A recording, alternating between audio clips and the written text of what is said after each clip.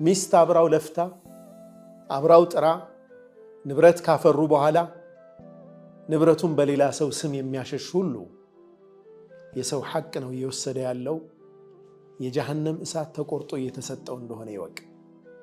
ማስረጃ ላይኖራት ይችላል እቺ ምስኪን እናት።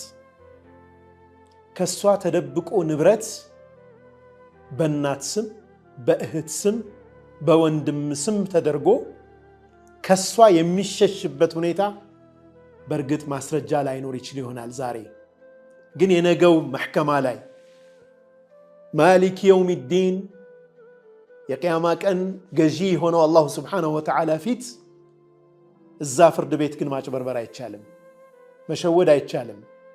የውመ ቱብለ ሰራኢር ድብቅ ሚስጥሮች ሁሉ ግልጽ የሚወጡበት ዓለም ላይ ያኔ መደበቅ አይቻልም።